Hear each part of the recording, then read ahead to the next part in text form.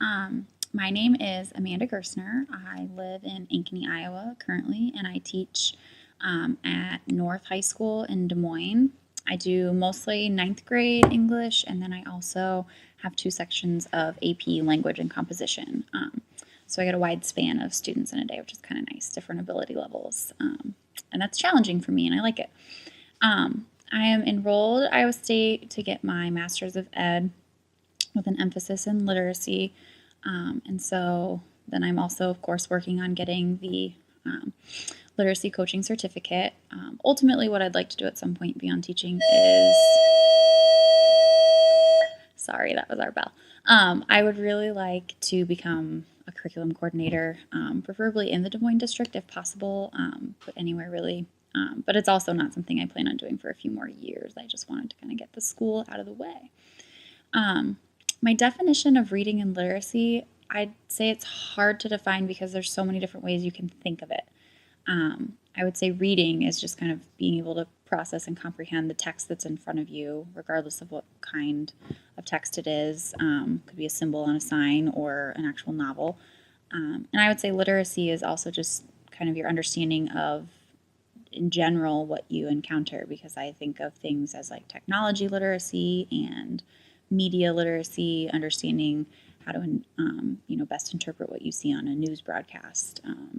So I would say literacy, good literacy skills just help you understand what's important and what's not out of all of the information that you've been given. To answer question 4, notable characteristics in successful classrooms, I would say I think it matters a lot to have students write about what they have read and also speak about what they have read. That's a big thing that kind of our administration has focused on in the last couple years is, are you reading but also writing and speaking on the content? Because if you are able to discuss it in a multitude of ways, it shows a deeper understanding of the content. But I think it's one of the challenges then is making sure that everyone is doing that across content areas.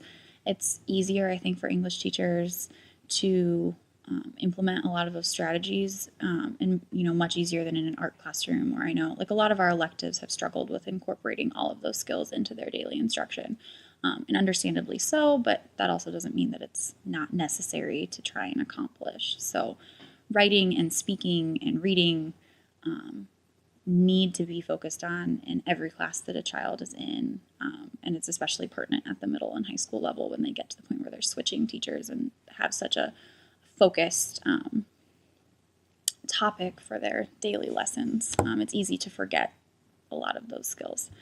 And I would say that kind of sums up my approach to things. I don't really have anything else I want to share. I know I've met a lot of you through classes I've already taken, so you probably know a lot about me.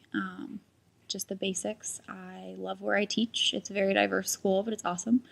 And I'm excited to be taking these classes in the spring here to wrap up with the coaching certificate.